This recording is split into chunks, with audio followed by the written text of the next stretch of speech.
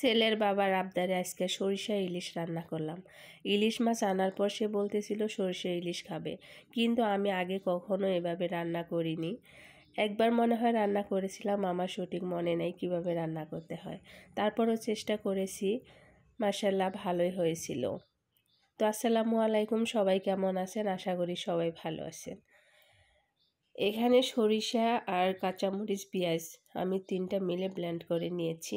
আর এখানে আমি সাদা সরিষা দিয়েছিলাম, সরিষার পরিমাণটা একদম অল্প দিয়েছিলাম, যদি আবার তিতা লেগে যায়।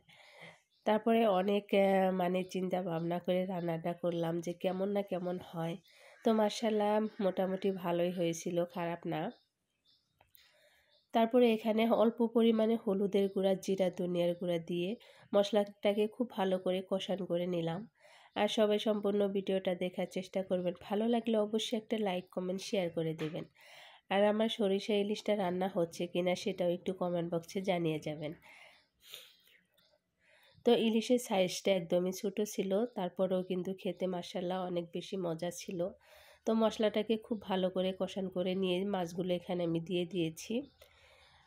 আর ছোটো ছোটো মাছ হলে কী হবো, মাছের পেটের ভিতরে কিন্তু ডিম ছিল অল্প একটু করে, দেখেই বুঝতে পাচ্ছেন। তো ইলিশ মাছের মধ্যে বেশি মশলা দিলে কিন্তু ইলিশের টেস্টটাই অন্যরকম হয়ে যায়, তাই এখানে আমি একদমই অল্প পরিমাণে মশলা দিয়ে রান্না করার চেষ্টা করছি।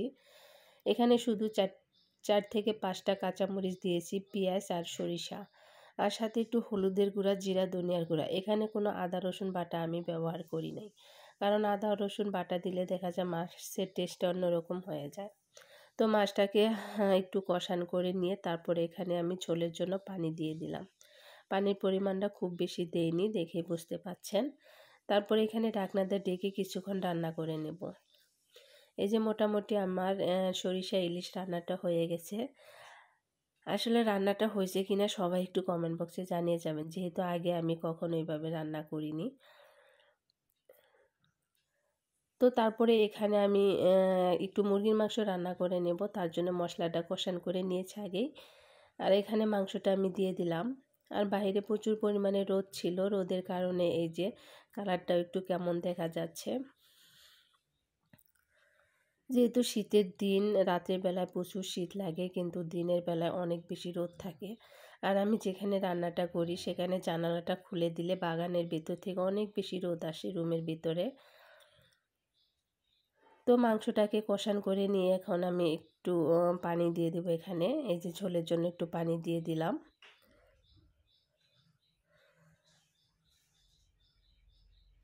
পানিটা শুকিয়ে গেলে এটা একটু ভোনা ভোনা করে এটাকে নামিয়ে নেব। এটাও রান্নাটা মোটামুটি আমার হয়ে গেছে, এই যে দেখে বুঝতে পাচ্ছেন। তো ভিডিওটা আজ এ পর্যন্তই। সবাই ভালো থাকবেন, সুস্থ থাকবেন। আল্লাহ হাফেজ।